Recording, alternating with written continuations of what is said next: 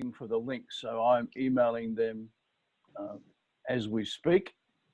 How come there are two Susan screens? Oh, Peter. There is only one Susan, I can assure you. This one here, where I'm looking at you and saying hi, is my telephone. Right. Because the camera on my laptop has decided to go to sleep.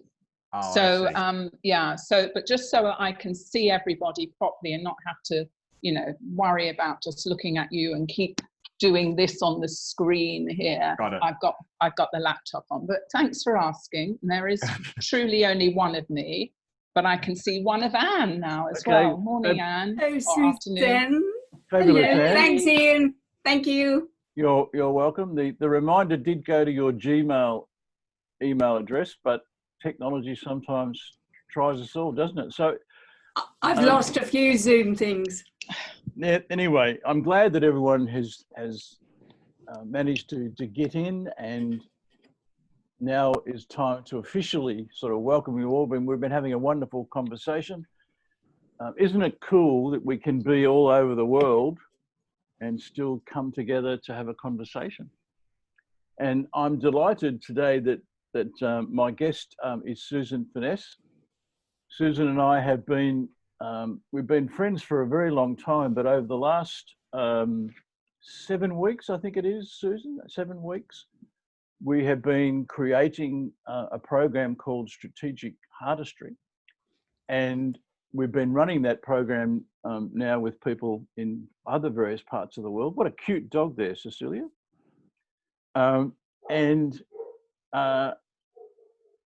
We've just been, it's been a delight. We created the whole thing here on Zoom.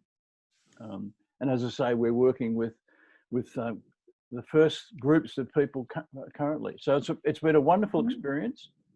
And I think what has been a delight, Susan, has been how warmly this program of ours has been received. And we've called it an alternative to strategic planning. So Susan, thanks so much for being available to have this conversation, first of all, but maybe that's the place to start. What's strategy and what's strategic heartistry? Oh, wow. Okay. Yeah, good place to start, isn't it? Might as well start at the beginning and sort of unpick those two words. So yes, thank you, Ian. And indeed, yes, let me also honour that just what an enjoyable few weeks it's been co-creating this with you. You know, when indeed, you know, it's also been interspersed and nudged by, you know, anxiety and loss and, you know, all the unknown that's been happening in the world around us with family and friends. So it's been really wonderful to have this connection with you, Ian, that's been, you know, a real foundation, a real springboard as well, a foundation that has springs. So let's take those two questions, shall we? What is strategy? Ooh, wow. Given that I'm supposed to be somebody that knows about strategy for the last 30 years, I can all tell you one thing, that I've never quite got what it is. But here we go.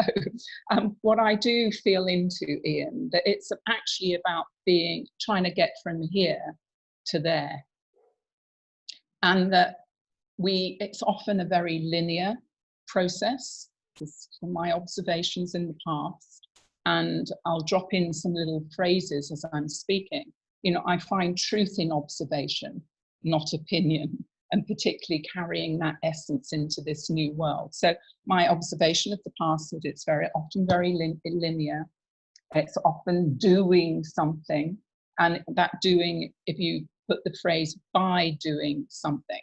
So an objective, and I like to say an objective is an intention, as you know, Ian, but an objective is to do something, and you've got some numbers to it and some quantifiables. An old era strategy is by doing something, often linear, and therefore often structured, masculine, more yang in energy. And often, I've noticed, I've observed, it doesn't take into account levels, stages, and states of what else is going on outside that particular strategic plan. It can give lip service to it, but it often doesn't integrate it. Whereas you asked as well, what's the difference with strategic heartistry? Well, strategic heartistry really does carry a lot more fluid energy, a lot more, therefore you could call that feminine or yin energy, but it integrates it. Strategic heartistry, strategy, heartistry integrates it beautifully with the yang and the linear. And so you get that really juicy bit in the middle where you really do appreciate what's going on in the grey matter, you know, that middle bit where all juiciness can happen. And what strategic heartistry encourages us to do is to go from here to here, because we're always here, aren't we? We never quite get there because there becomes here. You know? And what we do therefore in that is we're able to talk into the moment. We're able to talk in before we talk out. And that's both into ourselves and into the team, the organization or the family, because we're all here. And how we do that, and what one of the practices of that is listening to the heart, Ian, before talking to the head. So rather than going straight to the head, right, what do I know? What's the research? What's the secondary research? Let's do a focus group. Oh my goodness, what's going on out there? How does this strategy work?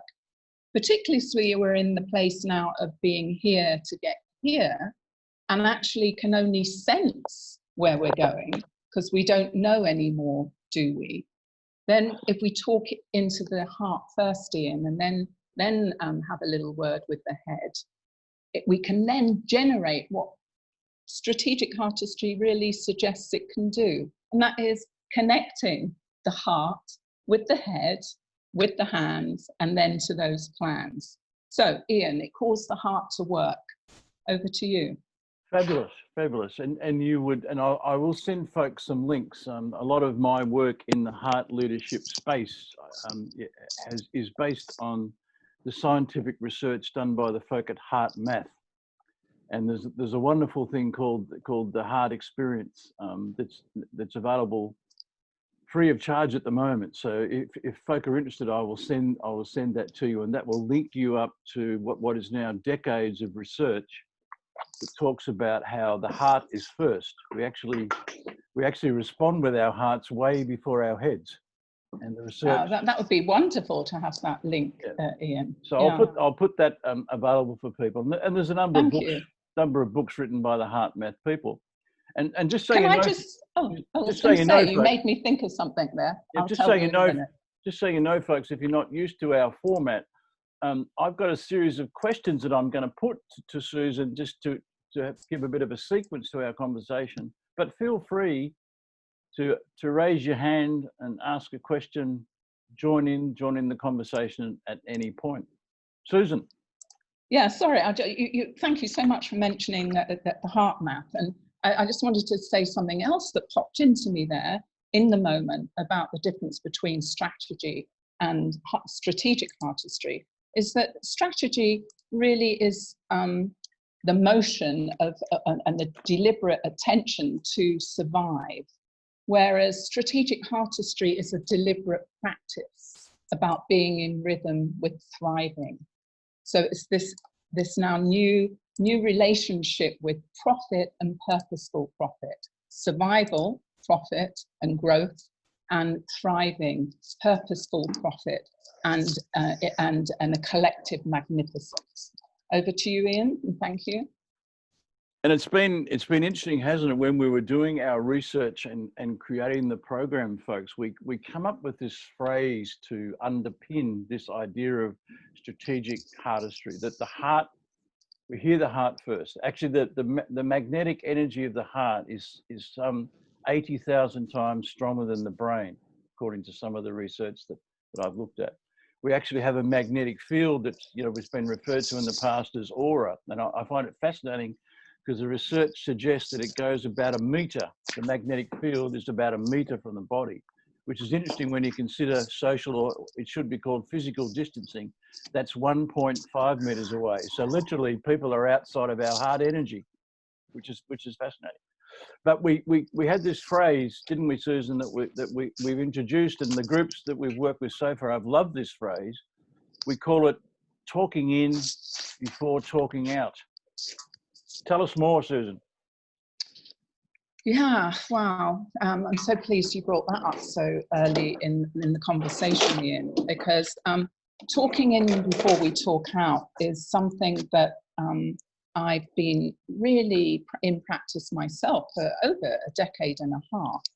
And that really, and then bringing that into workplace really is about talking in to ourselves and to the organization before we talk out to the marketplace. So really connecting in fact, as we say in Strategic Heartistry, and being deliberately human, right? So really talking in before we talk out to both ourselves and to the marketplace. And what that does, in my experience over these many years, is it really brings, I'll use a little hashtag here, hashtag collective individualism.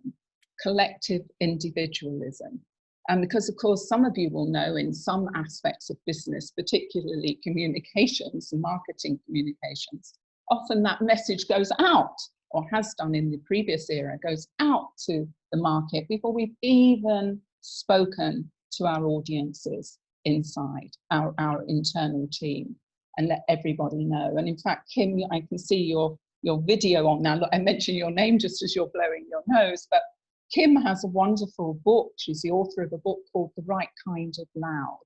And Ian, this speaks right into talking in before you talk out. And one of the right kind of loud moments, actually, listen to this, is the sound of silence. And how powerful is that sound of silence as we go in? And indeed, back to marketing communication plans, often it's good to have some silence in those plans. So talking in before you talk out actually speaks as well to my practice and my holding on to a very special position as a coach in spiritual intelligence.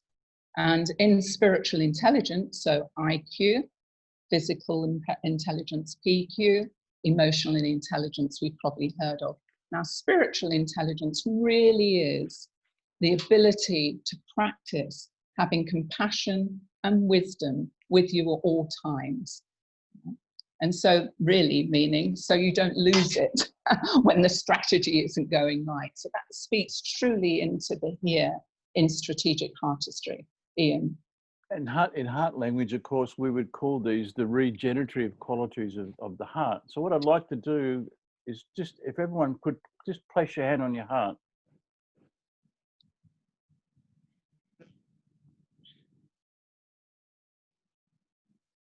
What you're feeling is a unique rhythm that belongs only to you.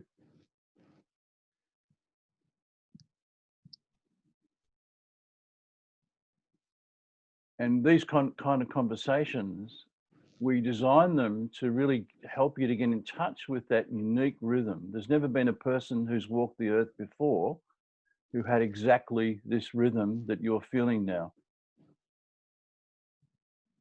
About 100 billion people have walked planet Earth, as far as we know, never been a duplicate.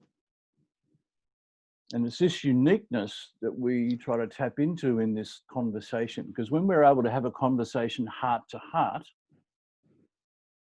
then magic happens. And I can just see the wonderful looks on some of your faces and the nods that this kind of conversation resonates with you. So I wonder what's going on for you. What are folks hearing in their hearts right now?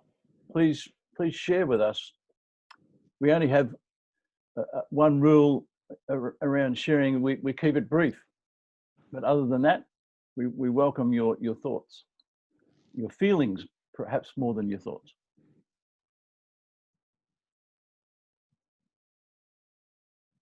Cecilia. mute, Cecilia. Yeah. Yes, good morning from Dubai. But, well, I must admit that my heart right now is a little bit restless. So I think maybe it's about, times I have 3 school, online learning, Corona, no summer plans, staying here in the heat. Yeah, I'm a bit restless. I can just. Oh, well, thank you for sharing that, Cecilia. And so let's honour that space, and back to #collective individual. I would guess you're in great company, Cecilia, that there are others also feeling a little restless. But let's take that word. It's 2 words, rest and less. So I would just honour that we sort of think about vocabulary, and vocabulary is very important to talking in before you talk out, particularly then into your organisation, because of course, as we know, I can see Anne nodding, that words give us what we call a felt shift. And so if we start to nurture some new vocabulary for the AC period, the after Corona period, that we, and sort of, it's got the same sort of general meaning and definition as a word we may have used with teams or family in the BC, the before Corona period, but it's going to give us a whole different right kind of loud to use Kim's nuance of words again. And so restless, I would just invite you to sit in with that, Cecilia, and any of you collective individuals who might be feeling the same, that what we can do, does that mean we need less rest, or does it mean that actually I need some more rest, or indeed what is rest all about in this DC time, this during Corona time? Yeah. And indeed we have another less, don't we, Ian? In our dictionary we have fearless, the fearless leader. So we can talk to that a little bit in a minute, Cecilia, and see how that works. Ian, thanks for that. It's been very interesting, hasn't it, Susan, when we've talked to folks doing the program about fearless leadership, people have really had unusual responses to it. In fact, I recall you honoured someone by telling them that they were fearless, and they were quite uncomfortable with. Oh gosh, yes, thank you. Yeah, thank you for reminding me that. Indeed, Ian and I very early on in this journey together started playing around with the lovely zest of vocabulary, and just how different words, like the polarity of a word, here's the word on this side and here's the word on this side, can give a whole different meaning. And that's where we came with fearless and fearful. And so I did honour Ian, and 3 or 4 people, but one comes to mind right now, and I said, my goodness, this is somebody that's running schools in the United Kingdom, private Montessori schools. And of course, 104 children means 208 parents, which means 416 grandparents, and of course it's the adults that were in the restless, fearful state, and the kiddie winkies were, really raring to go with whatever new environments were coming their way. And so I did say to that principal, that leader, wow, you have been so fearless in all of this. You've really shown up as a fearless leader. That's the last thing I feel like. And actually, just by saying it, it pulled in a real undertone of fear. And that brought Ian and I to breaking down the word fear, didn't it, Ian? And you're going to love this, King, I think, as well. FEAR. Take it out. Ear, listening, active listening. Again, an invitation to talk in before we talk out. And so when we start then looking in, shall I go into how we sort of meshed around the beauty and the essence of a fearless leader? Is this a great time for that? I reckon I see nods and smiles, so it sounds appropriate. Okay, wonderful. So I mean, one of the key things that really brought a lift to Ian and I was this ability to find your voice in a world that desperately wants to hear you. right? So this could be a real certain call, you know, we are the world, we are the people. You know, heed the certain call, so that we can now really use this bridging period of DC during Corona and nudge us into really turning up and making a big change. Woo! But that needs us to be fearless, doesn't it? So, you know, what's a fearless leader? I mean, Ian, I've got sort of about 4 points here that you and I have mooted over the weeks. And one is that you know that you are looked after, that someone has always got your back because you are working as one. Like you're talking in, you're working from here to here, and you really bring out the ability to be decisively human. And of course, one of our lines, Ian, is being decisively human in a digitally connected world. Because as you said earlier, Ian, that brings a whole new set of nuances, correct? Yeah. And it also, it also is that we in talking in before we talk out, and in this experience and restlessness that we felt, and this anxiety, etc., we perhaps in DC have the practice, the time and the space to realize that this is an opportunity to thrive, because this is an infinite game. It's not a finite game.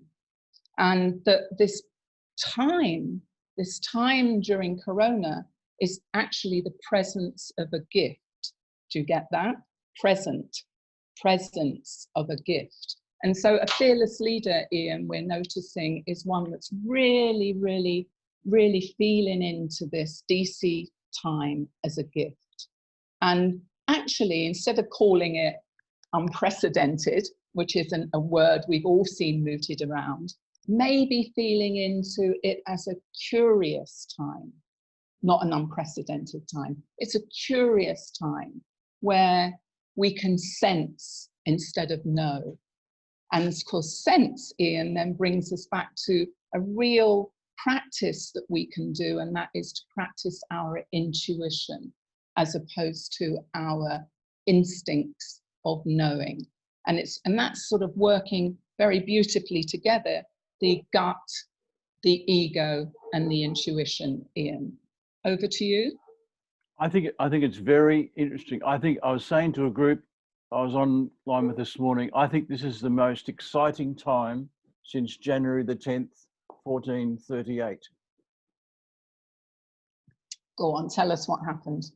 Well, that was about the time that the early seedings of the Renaissance began. That was about the time that where Leonardo da Vinci and Michelangelo were walking the streets of Florence, and new ideas were beginning to take place. And I suspect that the Zoom rooms of 1438 in those early days were, you know, incredible places where people gathered to talk about the new world, because in those days, the world was dominated by religion and politics. How interesting. And the folk of the Renaissance decided that we're not going to take this anymore. We're actually going to build a new world. It was the beginning of what's now called the scientific revolution. But in that Renaissance, so many great things happened. There was also all sorts of things that caused this, you know, kind of slow down. And I agree with you, Susan. This is just a wonderful gift. This is the most. I've been involved in this kind of work for over 30 years. This is the most exciting time by a long stretch. I've never been so excited in my life. I'm like a little child in the lolly shop every day, because this is just a wonderful opportunity. Peter and I have been having this conversation many times, haven't we, Peter, as well? And so here we are on the precipice of the greatest change that's happened in 500 years. There couldn't be anything more exciting, could there, folks? There couldn't, but you've made me think of one wonderful similarity using Leonardo and Dali and whoever, you know, as an example. And I was just talking last night to Dr. Judy Neal, the author of a book called Edgewalkers that you may want to look at, edgewalkers.org. And we were talking about how, you know, about our conversation around magnifying essence, Ian. I'm going to ask you to sort of talk a little bit about that in a minute, although I know it's my interview, but you've got such great things to say about that. But just going back to what you've said at what happened in 1438 with these great Renaissance masters, is that they would channel and zone, get into a zone.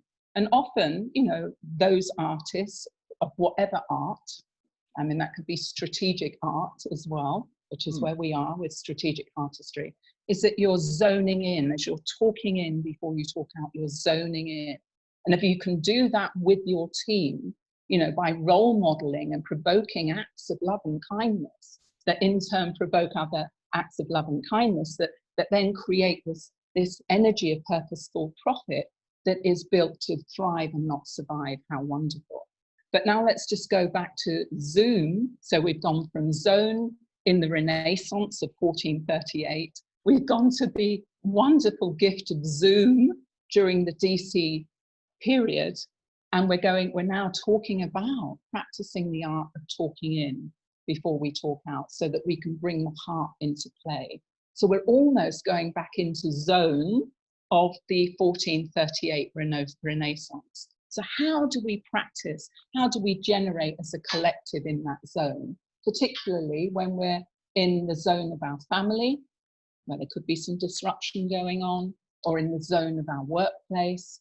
And dare I say it, oh, what joy, you know, in the zone of creating the new, the next, where we are carrying with us luggage instead of baggage, because now we can leave some of that old behind, but pluck out what might serve us as we're going into AC, which of course is there to be here very soon. Over to you, Ian, and maybe something around magnificence and essence. Well, we could spend a long time on that, but just let me say that essence is your difference-making personal significance. The reason that you're alive and breathing is that you're here to make a difference. And you've already made a difference. Each and every one of you, you've already made a difference today. Even Kim, are you still in your pajamas? Even if you are, you've already made a difference today. And that's why you're breathing. That's why your heart is beating, because you're here to make a difference.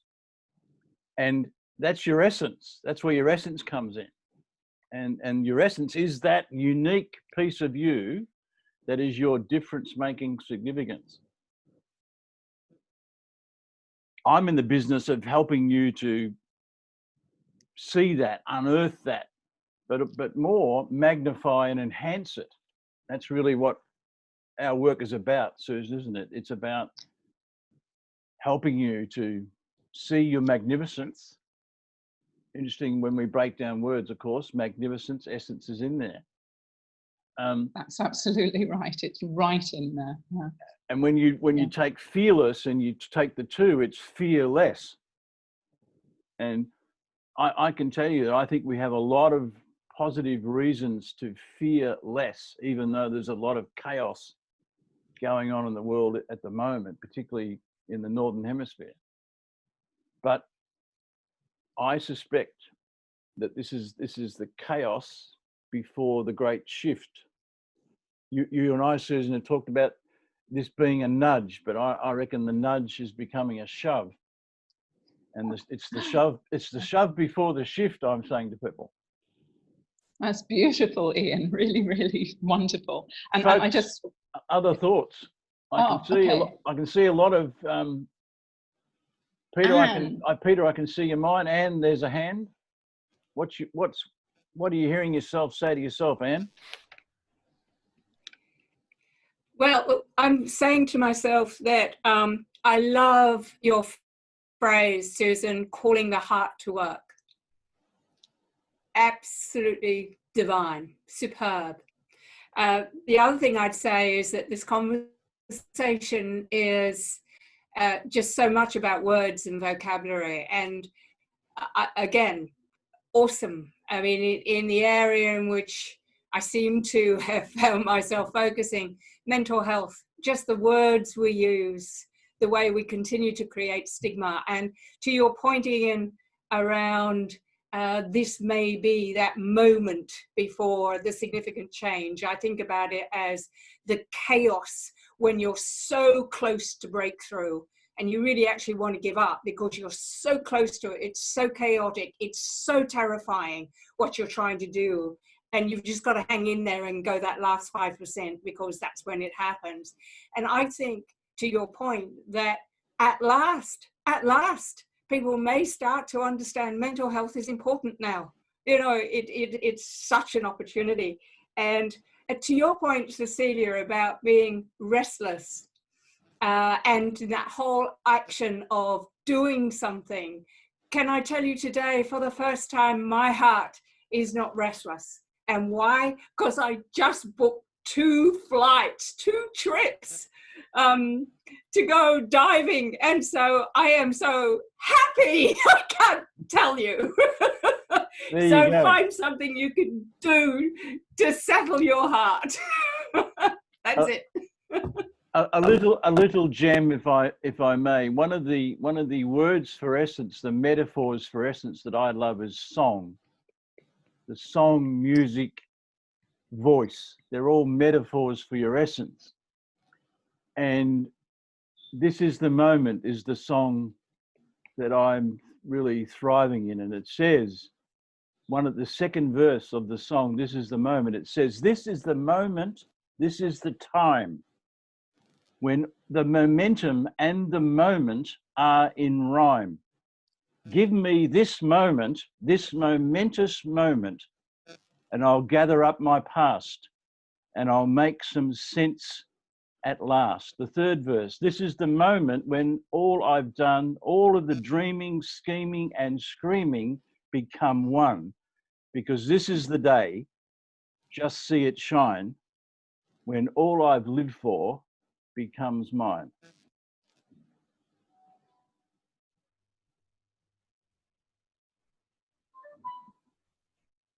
That's beautiful, Ian. And that sort of offers an invitation to you all, let's say post our event today, post our gathering, to think about what's the song in your heart, what song really needs to be sung. And of course, we know that DC, during Corona, that the birds came out to sing, amplified to a volume that hasn't been heard for a long, long time, many said. And not only that, the dolphins came into play in the city waterways, for example, in Venice, that are now clean. So yeah, Ian, beautiful. Let's think about what song we have in your heart. And indeed, the Stylistics, you didn't know I was going to say this, had one that I love, which is stop, look, listen to your heart, hear what it's saying. And I think Diana Ross did a version as well. So stop, look, listen to your heart, hear what it's saying. Wonderful. Oh, we could have a little choir, Kim. What is it saying to folks? Peter, I see you either in contemplation or making lots of notes. Peter's a psychologist, pal of mine for a very long time. Peter, we've had a lot of conversations about this kind of thing, but what are you hearing yourself say to yourself at the moment? I was doing the crossword, Ian. Oh God. For once, I don't have lots to say. You know, people who know me say once I get on a roll, I won't shut up. But I'm just sort of making a few notes to reflect on later. So I think, doesn't someone say, you know, most people die with their song still in their heart? You know, it's that willingness to express what's in you. And I like the thing that was said earlier. I don't know if it was Susan said about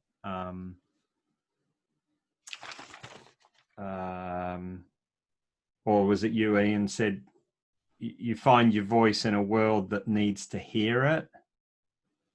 Who said that? Yeah, that's Susan early Yeah. on. It's a But lovely. I really like that concept, because I think most of my life I've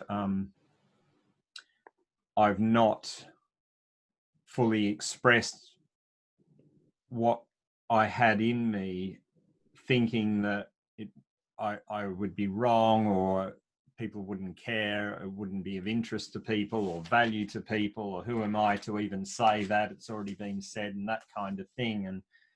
And it's just having the courage to say what's there for you, and then when you realize that what you've said or shared actually resonates with other people. And I think as a professional speaker, I've gotten better at that in more recent times, is to just be wholly human, and then people see a connection and say, oh gosh, I thought it was just me that felt that way. But it takes a lot of courage and vulnerability to actually just be completely who you are, because there'll be people in the world who might not respond the way you would hope, but there are people out there who will, and it's those people you need to speak for. Indeed. That's Susan. all I have to say. Well, Peter, I mean, really beautiful. And can I just pick up on some of your vocabulary there? And I'll start with vulnerability, and just suggest to you all that the value of vulnerability is immense when we can give it a new vocabulary, and then eventually a glossary. And then to honor your word of courage, and the beauty of that word, courage, which actually is a skill that we can practice together in strategic artistry. But that word, if any, is the heart. That's exactly what I was going to say, Peter. Isn't it gorgeous? Yes. The core. Yeah. Do you want to tell us? Yeah, that's right, Ian. Which one wants to tell us about the origin of the word courage? Core. You go, Peter. Susan. You're featuring today, so you go. Okay. So, but thank you both for saying that and honouring it. So those of you that may or may not know that, and I'm not a French speaker particularly, but in French, coeur, I'm probably pronouncing it incorrectly, is the heart, Peter, as you probably know. And courage is that's where we get, it's the heart age. It's time to bring the heart to work. And strategic heartistry and the fearless leader ensures that it's warm hearts and cool heads that come to work. So thank you so much, Peter. And Jamie, I don't want to pick on you, but you are nodding away there, Jamie. What's it saying to you? You remember this beautiful. Oh no! Well, it hits you in the heart. You know, it just makes you think.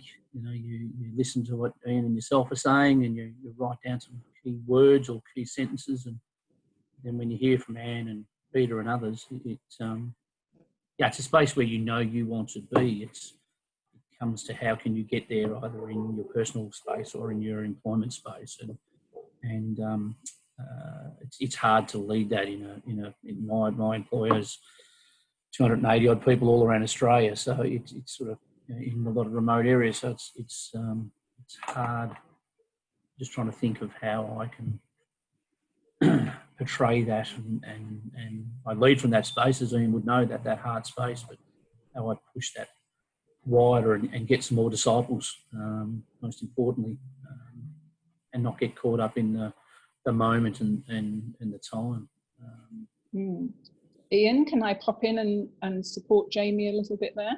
Yeah, you and go. And all of us, actually. I mean, why don't I just sort of talk just about 3 tangibles that the strategic heartistry model, or here we go, vocabulary again, Jamie, modelling brings.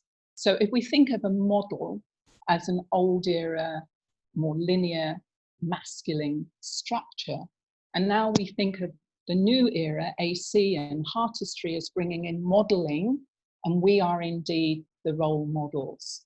So modelling being much more generative, much more organic, not fixed, Doesn't mean to say it doesn't know what it's servicing, but it's not fixed. It's not fixed to a strategy or an objective, but it's got a very clear, purposeful intention. And to support, Strategic Heartistry has various modelings that Ian and I have birthed with such wonder. I'll get to you, Anne.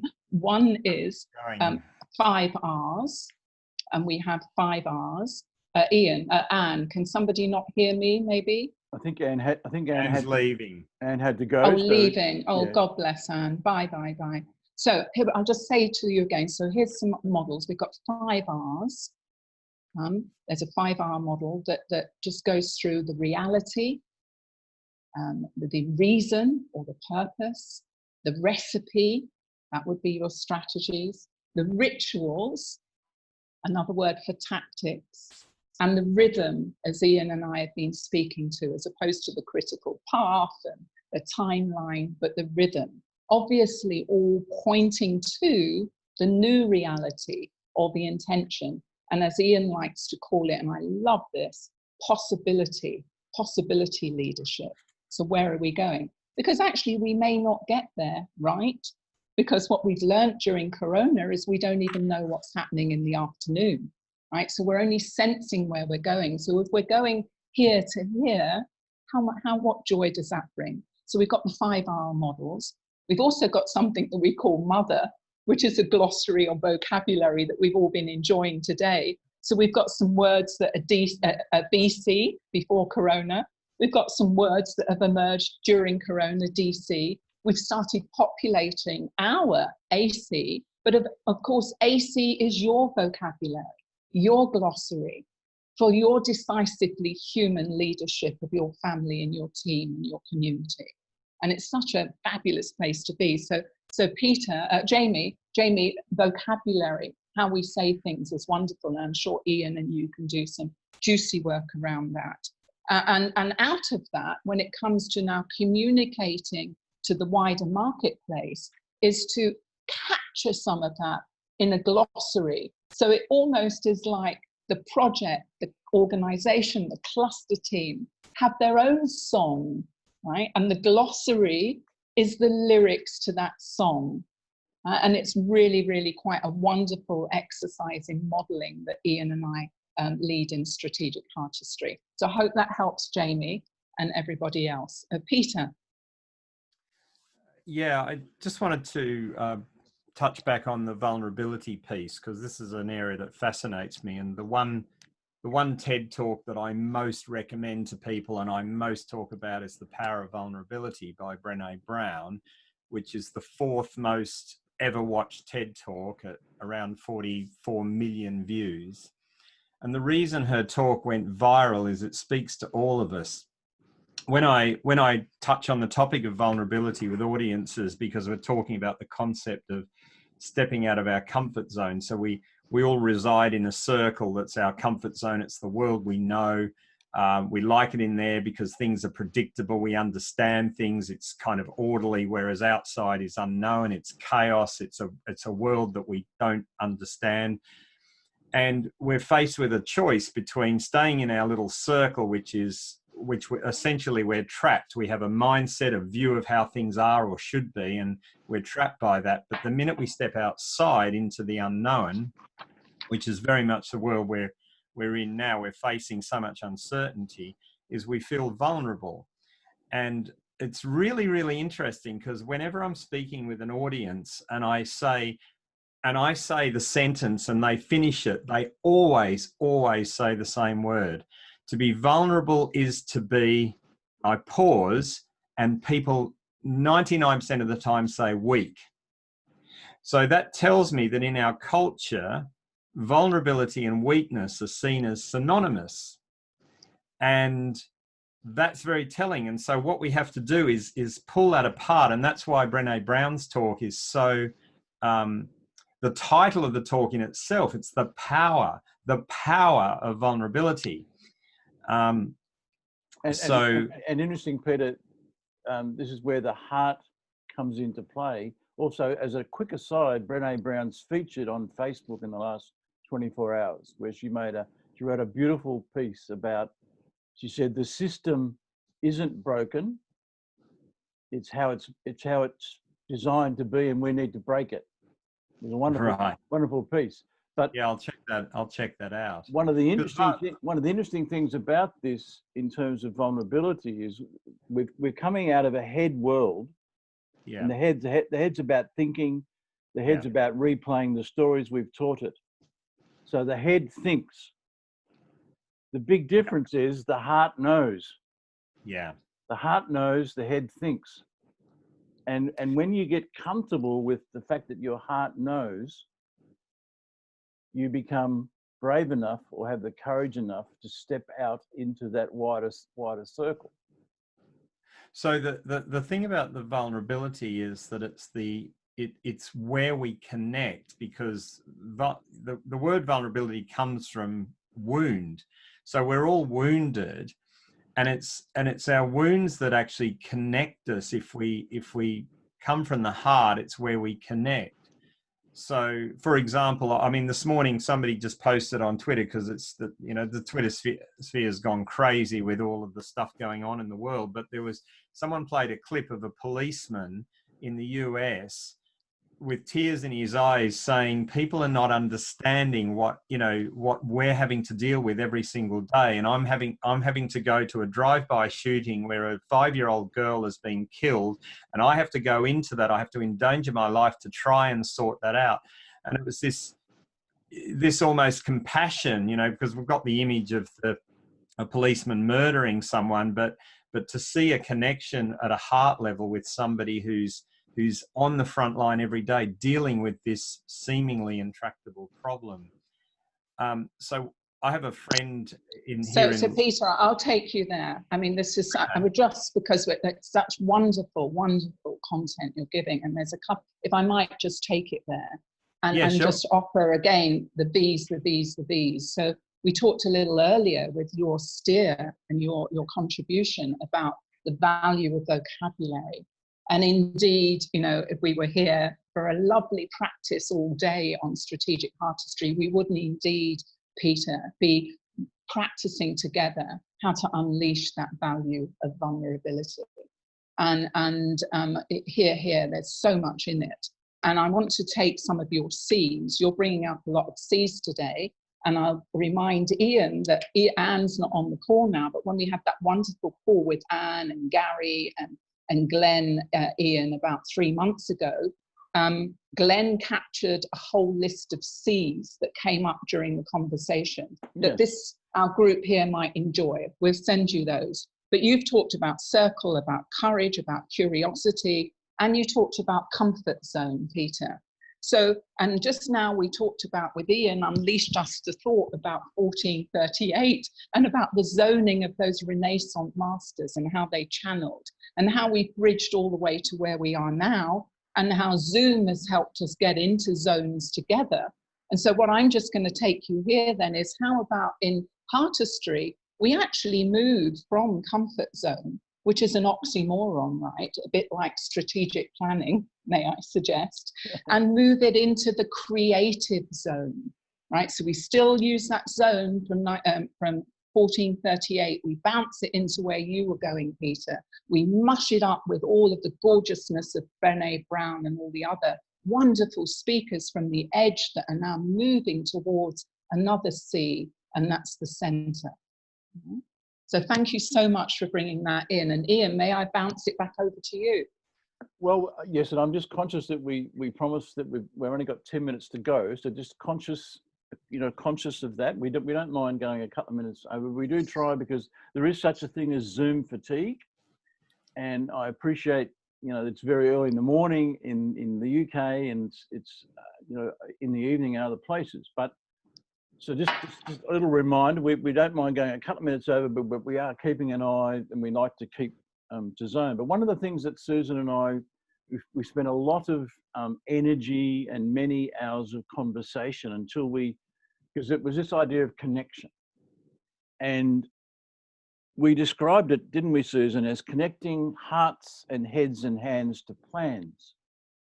And maybe that's a good kind of place for us to go. And this was during a time when we were playing with yin and yang, and deciding how ebb and flow was going to work when we facilitated the program together. Me being very much ebb, Susan being very much flow. We both do both, but we had to work hard, didn't we, Susan, to get this right, to get the ebb and flow right. And one of the things that helped us was this idea that it is a human connection. And we had a gift from one of our early participants who said it's about being decisively human in a digitally connected world, which was such a blessing. But from that gift from that person flowed to this idea of connecting hearts and heads and hands to plans. Susan, that's probably a good place to bring us home for a bit of a landing.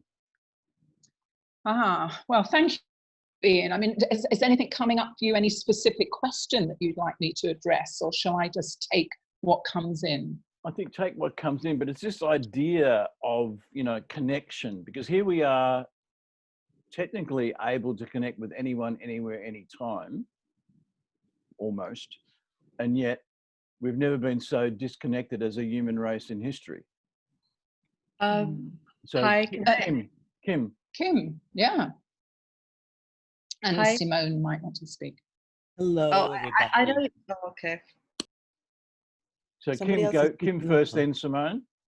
Yes. Well, I just wanted to contribute before our beautiful circle ends. I'm going to throw myself into something. And I think when it comes to heart connection, what I find very touching with this time is that one of my guidelines is this Serenity Prayer. God give me the courage to change what I need to change, the patience to accept what I need to accept, and the wisdom to know the two. That's kind of my personal guideline. And when I look at the Western world and the mindsets that we're operating with, for me, what I see is very often that the problem is that there's no humbleness.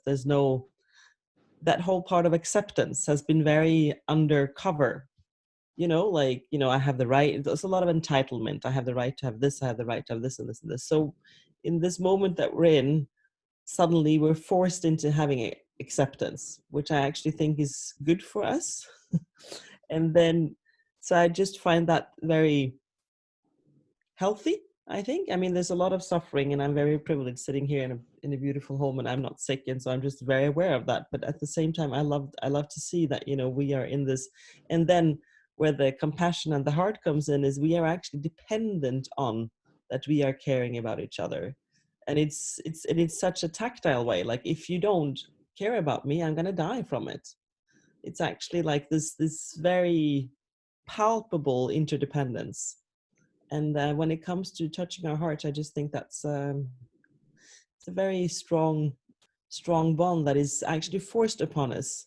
And then, of course, we have all kinds of different reactions and moods and law enforcements and peaks and lows. But, this thing that we are, that this part of the acceptance, and I've been practicing acceptance for many years, so that's not new to me. And I'm watching now that a lot of people are kind of thrown in, and I find that fascinating and I think healthy. And we are forced into interdependence, which has always been there, but now it's become palpable. So I just find that very inspiring. Very beautiful. Yeah, wonderful. Kim, and I'm Thank you, so Kim. pleased that you popped in, and I'm just going to offer some more C's, Peter, Just in answer to that. Simone first.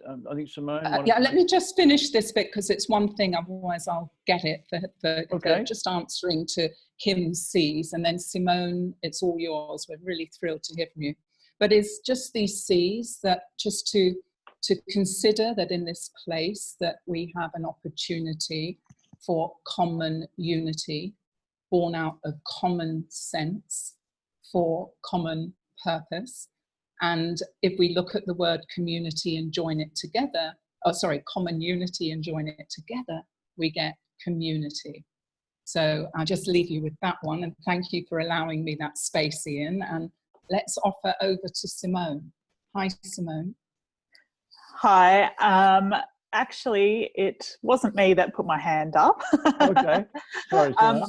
No, that's all right. I'm actually, as Ian knows, I'm actually quite a vocal person in these type of forums.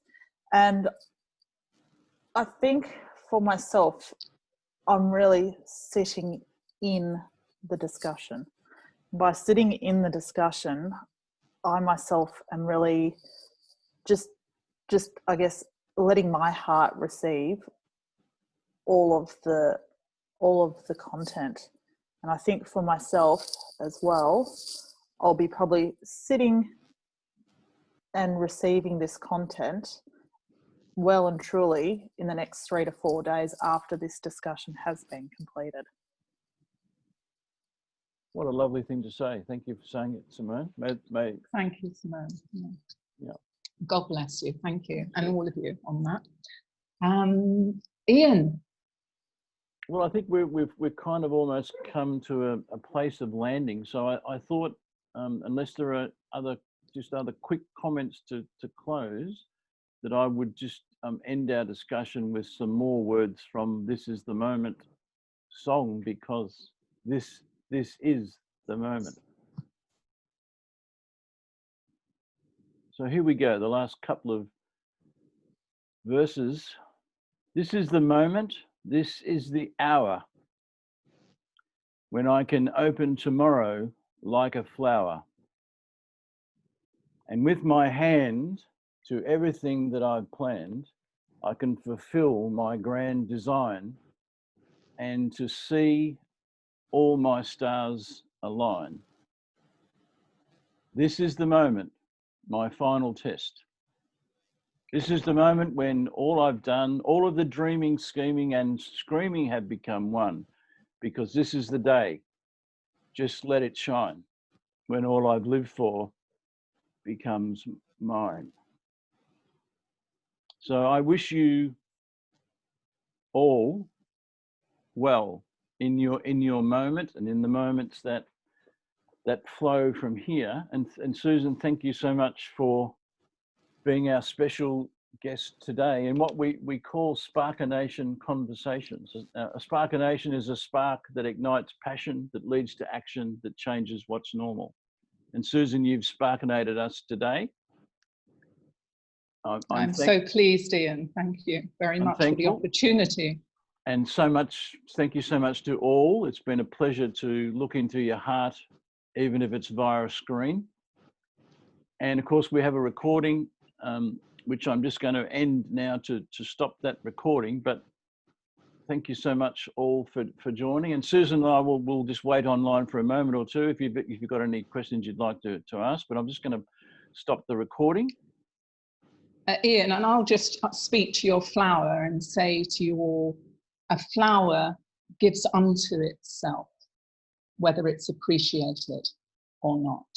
So a flower blooms every day, whether it's appreciated or not. Thank you.